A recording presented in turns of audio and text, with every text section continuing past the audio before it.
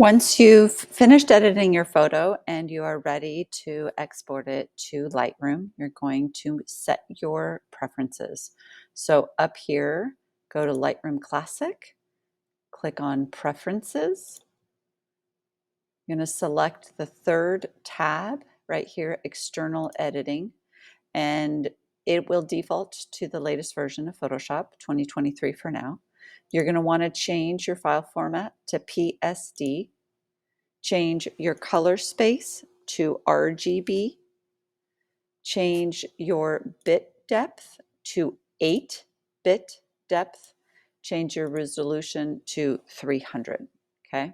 So again, Adobe Photoshop, file format PSD, color space sRGB, 8-bit component, 300 resolution, and we'll want to do the same thing down here. So file format PSD, color space sRGB, 8-bit depth, and highlight this and type in 300 for resolution. So once these preferences are set, you can close out of this little red X. That'll save your preferences, and now you're ready to export your image. So go ahead and right-click your photo, go to Edit In, and the first choice you're going to want is Adobe Photoshop 2023. Not to be confused with exporting your image here. So this is different ways of exporting. So for email or to export as a digital negative, we don't want to do that. We want to go straight to edit as Photoshop 2023. This will automatically open up your file in Photoshop. So sometimes it takes a few moments. Sometimes it asks you a question that has preferences. And so you'll want to make sure that you select the Lightroom preferences. So there'll be a window that pops open and asks you how you want to edit it. Make sure you go to the top section. My Photoshop is already open, so I'm going to go ahead and close that out, and you'll be able to see that here's my Photoshop file now that has opened. So it will automatically push that open for you. So it might show you a couple windows that shows you different settings. These are for selecting, it's your AI tools for selecting subjects and backgrounds. If you want to get rid of that, you can go ahead and minimize this or click over here and you can hide the bar or you can move the bar for elsewhere. Okay, so it clicks right here, allows you to show that information later. So once you open up your file, the first thing you're going to want to do is save it. And you want to make sure you identify where it saves to. So I'm going to go up here and I'm going to go File, Save As. And this is only the first time I'm going to do this. If I've opened up my file previously, if I work on this Photoshop file for several days, I don't need to go Save As each time, unless I want to save versions. This is only the first time you export your file out of Lightroom into Photoshop. You want to identify where you're saving it to. So as I mentioned in class, we do not have massive amounts of Creative Cloud storage. So you're going to want to first click Don't Show This Again, and you're going to want to save on your computer. It tells you all these things that you can't do when you save on your computer, but you need to understand that this is not a personal cloud, Adobe Cloud program. This is through a business, school enterprise. And so we have very nominal Creative Cloud storage. So we want to save to our computer. So we're going to go again, don't click, don't show this again, and say save to your computer. And a new window will pop up just like this. And you want to rename this to whatever it is that you want to call it. So I'm just going to call it landscape because that's easy for me, but you could call it your name, you can call it your location, you can call it whatever you want.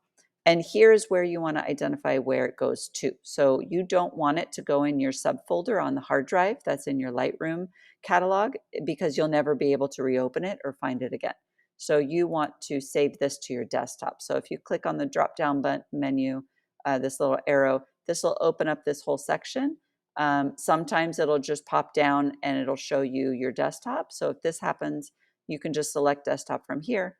Or if it shows it as a list similar to this, it might show this way. So these are just different ways that you can see all of these settings, right? So I usually prefer to have it as a column. Again, that's your call. So another way to access this is this way as well. So you can see these are different folders on where they're located. Again, we don't want to go digging in the hard drive. That causes complications. So instead, we're going to click up here. We're going to go to desktop and it will default to a Photoshop file. So I'll go ahead and hit save from there. So now that my file has been saved, if I minimize my Photoshop and minimize this window, let's go ahead and close all this, you'll see there's my landscape picture, okay? The next thing you're going to want to do is resize your image. So you're going to go up here to image, image size. Okay. And so here's this window that pops open. You want to make sure that your resample has been checked. If you uncheck your resample and you try to change things, you'll notice that that changes your resolution. So you don't want to do that. Okay. To exit out of there, you just hit cancel, go back to image size, and you make sure that your resample has been checked. So now my resolution will be 300. It'll maintain 300. That's what I want my resolution to be at for printing. It'll default somewhere between 6:9 or 5:8, similar to this. I did crop my picture a little bit, so it probably won't be exactly 12:18.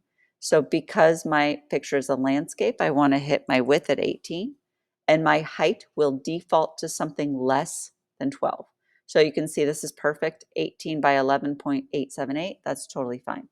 If I changed my height to 12 and I see that my width is larger than 18, then my photo is going to get clipped a little bit on my paper.